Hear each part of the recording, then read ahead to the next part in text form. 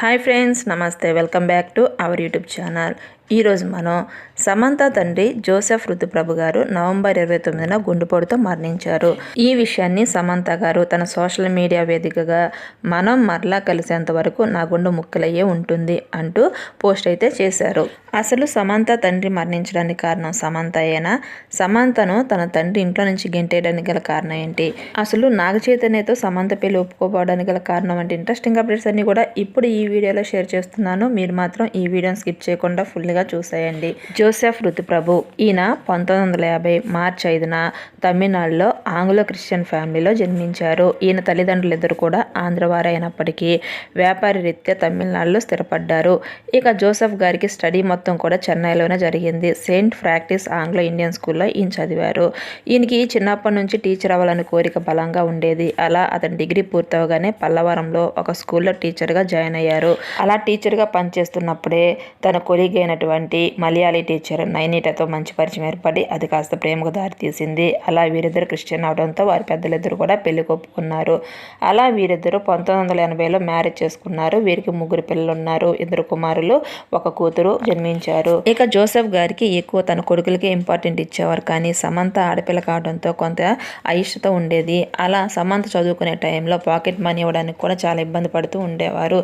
దాంతో సమంత తన ఖర్చులకు తానే సంపాదించుకోవాలి అనుకునేది. అలా తను కాలేజ్ చదివే టైంలోనే మోడలింగ్ చేస్తూ తన పాకెట్ మనీని సంపాదించుకునేవారు. అలా చిన్నప్పటి నుంచే సమంత గారికి కూడా తన ఫాదర్ జోసెఫ్ రుతుప్రభు గారు అంటే కొంత చులకన భావం ఉండేది. ఎందుకంటే ఆయన నన్ను సరిగా పట్టించుకోరు, కావలసిన మనీ ఎవరని కొంత కోపంగా ఉండేవారు. ఇదిలా ఉండగా మోడలింగ్ చేస్తే తన ఫాదర్ ఒప్పుకోరని తెలిసి ఇంట్లో తెలియకుండా ఒక యాడ్ ఏజెన్సీలో జాయిన్ అయ్యారు. అలా ర్యాంప్ వాక్ చేస్తూ డబ్బులు సంపాదించేవారు.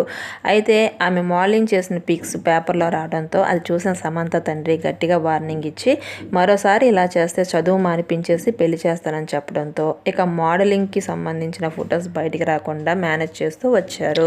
అలా యాడ్ ఏజెన్సీలో పనిచేస్తున్న టైంలోనే అడ్వర్టైజింగ్ డైరెక్టర్ మరియు కెమెరామ్యాన్ అనేటువంటి రవివర్మతో మంచి పరిచయం ఏర్పడింది. ఆ పరిచయం కారణంగానే Naidu textiles, jewellery, face creams వంటి యాడ్లో నటించే ఛాన్స్ రావడంతో వాటి ద్వారా మంచి గుర్తింపు అయితే సమంత గారికి లభించింది.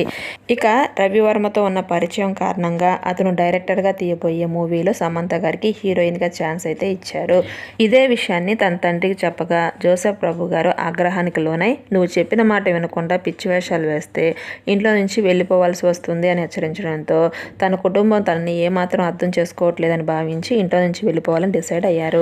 అలా డిగ్రీ సెకండ్ ఇయర్ చదువుతున్నప్పుడే ఇంట్లో నుంచి బయటకు వచ్చేసి ఒక లేడీస్ హాస్టల్లో ఉంటూ మోడలింగ్ చేస్తూ ఉండేది.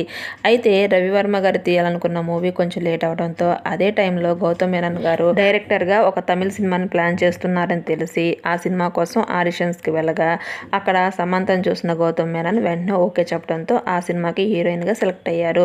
అలా సమంత మొదటి గౌతమ్ మేనన్ గారి కాంబినేషన్లో తమిళ్లో ఒక చిన్న పాత్రలో నటించారు.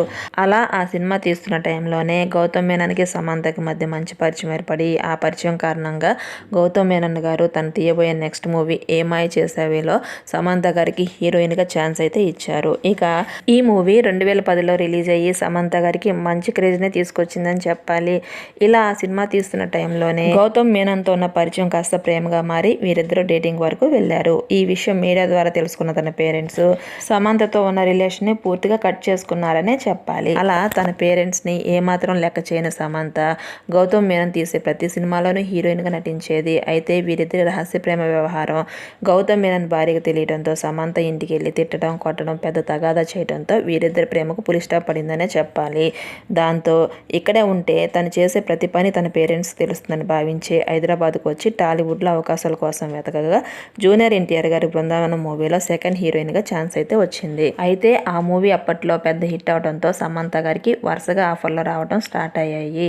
అలా టాలీవుడ్లో మహేష్ బాబు, అల్లు అర్జున్, పవన్ కళ్యాణ్ వంటి స్టార్స్ పక్కన నటించడంతో ఇక తెలుగులో స్టార్ హీరోయిన్గా ఎదిగారు.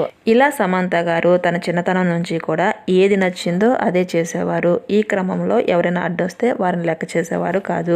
ఇలా స్టార్ హీరోయిన్గా ఎదుగుతున్న టైంలో తన పేరెంట్స్కు దూరంగా ఉన్న సమంత గారికి తన తల్లి అప్పుడప్పుడు ఫోన్లు చేస్తూ ఉండేవారు. ఇక సినిమాల్లో బిజీగా ఉన్న సమంత గారికి అనుకోకుండా సిద్ధార్థ గారు పరిచయం అవటం, అతనితో ప్రేమాయణం నడిపి పెళ్లి కూడా చేసుకోవాలని భావించారు.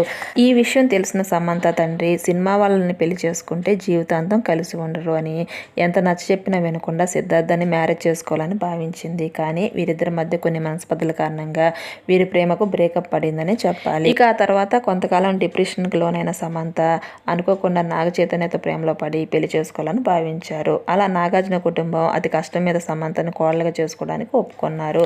అలా ఎప్పుడైతే నాగార్జున గారు గ్రీన్ సిగ్నల్ ఇచ్చారో వెంటనే సమంత నాగ చైతన్య ఎంగేజ్మెంట్ చేసుకోవాలని భావించారు. సమంత మాత్రం ఎంగేజ్మెంట్కి తన పేరెంట్స్ని పిలిస్తే ఒప్పుకోరని భావించి పిలవకపోవడంతో వెంటనే నాగార్జున గారు ఇన్వాల్వ్ అయ్యి ఎంగేజ్మెంట్ పెళ్లికి మీ పేరెంట్స్ లేకపోతే మా బంధువులు ఈ లోకం వేరేలాగా అనుకుంటుంది కాబట్టి నీ ప్రతి పనిలోనూ నీ పేరెంట్స్ ఉండాలని పెద్ద కండిషన్ అయితే పెట్టారు. దాంతో నాగ చైతన్యతో పేకల్లోతో ప్రేమలో ఉన్న సమంత అతన్ని వదులుకోవడం ఇష్టం లేక తన ఇంటికి వెళ్ళి తన తండ్రితో తన ప్రేమ పెళ్లి విషయం అయితే చెప్పారు. వెంటనే జోసెఫ్ గారు ఇండస్ట్రీకి సంబంధించిన వారితో అసలు మ్యారేజ్ వద్దని చెప్పారు. ఇదే విషయాన్ని అక్కినేని ఫ్యామిలీకి కూడా చెప్పగా నాగ చైతన్య నాగార్జున గారు తన తండ్రికి నచ్చజెప్పారు. అయితే ఒక కండిషన్ మీదుగా జోసెఫ్ గారు కూడా మ్యారేజ్కి ఒప్పుకున్నారు. అదేంటంటే సమంత పెళ్లి క్రిస్టియన్ పద్ధతిలోనే జరగాలి అని. అందుకు ఒప్పుకున్న నాగార్జున గారు గోవాలో హిందూ సంప్రదాయ ప్రకారం మరియు క్రిస్టియన్ సంప్రదాయం ప్రకారం 2 సార్లు మ్యారేజ్ అయితే జరిపించారు. ఈ మ్యారేజ్కి దాదాపు 10 కోట్ల వరకు ఖర్చు చేశారు. అలా అప్పటి నుంచి సమంత పేరెంట్స్ సమంతకి బాగా దగ్గరయ్యారు. అలాగే జోసెఫ్ ప్రభు గారు కూడా నాగ చైతన్య గారి కూల్ బిహేవియర్ చూసి అతన్ని ఎంతగానో గౌరవించేవారు. ఇక తన కూతురు లైఫ్ సెటిల్ అయిపోయినట్లే సినిమాలకు దూరంగా ఉండి హాయిగా కాపురం చేసుకుంటుంది అని భావించిన జోసెఫ్ గారికి నిరాశ మిగిలింది. కేవలం మ్యారేజ్ అయిన 2 సంవత్సరాలకే వీరిద్దరి మధ్య మనస్పర్ధలు రావటం, అంతేకాకుండా వీరిద్దరు వేరువేరుగా ఉంటున్నారని తెలిసి తన కూతురికి ఎంతగానో నచ్చజెప్పారు. భార్యాభర్తల మధ్య గొడవలు రావడం సహజం, సర్దుకుపోవాలని చెప్పినా వారి మాటలు ఏమాత్రం పట్టించుకున్న సమంత 2021లో విడాకులకు అప్లై చేయడంతో తన తండ్రి సోషల్ మీడియా వేదికగా right no my mind is blank అని చెప్పేసి పోస్ట్ అయితే పెట్టారు. అలా తన కూతురు భర్త నుంచి విడిపోయిన దగ్గర నుంచి మానసికంగా ఎంతగానో కృంగిపోయిన సమంత తండ్రి మద్యానికి అలవాటు పడటంతో అతని ఆరోగ్యం రోజు రోజుకి క్షీణిస్తూ వచ్చింది. అలా ఈ క్రమంలోనే ఒకసారి హార్ట్ అటాక్ వచ్చినప్పటికీ కూడా కుటుంబ సభ్యులు వెంటనే హాస్పిటల్లో జాయిన్ చేయడంతో ప్రాణాపాయం తప్పిందని చెప్పాలి. ఎప్పటికైనా తన కూతురు అల్లుడు కలుస్తారని భావించిన జోసెఫ్ గారికి నాగ చైతన్య శోభిత ఎప్పుడైతే ఎంగేజ్మెంట్ చేసుకున్నారో అప్పటి నుంచి కూడా జోసెఫ్ గారు తీవ్ర మనస్తాపానికి లోనయ్యారనే చెప్పాలి. ఇక వీరిద్దరి పెళ్లి పనులు చకచకా జరుగుతూ శోభిత నాగ చైతన్య మంగళ స్థానాలు స్టార్ట్ అయ్యాయో అది చూసి తట్టుకోలేని జోసెఫ్ గారికి రెండోసారి తీవ్రమైన గుండెపోటు రావడంతో నవంబర్ 29వ తేదీన అకాల మరణం చెందారు. మరణించే టయానికి జోసెఫ్ గారికి 60 సంవత్సరాలు. ఈ కథనం ప్రకారం జోసెఫ్ గారు తన కూతురి జీవితం ఇలా అయిపోయింది ఏంటా అని తీవ్ర మనస్తాపం చెంది బాధతో హార్ట్అటాక్తో మరణించారు. పేరెంట్స్ ఎప్పుడు కూడా పిల్లల్ని ఒకేలా చూస్తారు, కానీ వారి బిహేవియర్ని బట్టి కొన్ని సందర్భాల్లో కఠినంగా వ్యవహరిస్తారు.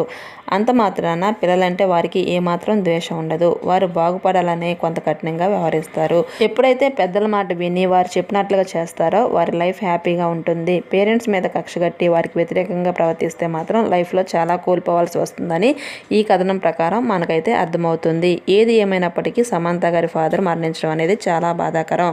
ఆయన ఆత్మకు శాంతి కలగాలని మనం మన ఛానల్ తరపున మనస్ఫూర్తిగా కోరుకుందాం. సో ఇది ఫ్రెండ్స్ సంగతి. నేను ఇచ్చిన ఈ ఇన్ఫర్మేషన్ మీకు నచ్చిందని భావిస్తున్నాను. ఈ వీడియో చూసిన వాళ్ళు మరియు ఈ వీడియో నచ్చిన వాళ్ళందరూ కూడా మన వీడియోకి ఒక లైక్ అయితే ఇవ్వండి. మీరు ఇచ్చే లైక్ వల్ల మన వీడియో చాలా మందికి సజెస్ట్ చేయబడుతుంది. So thanks for watching.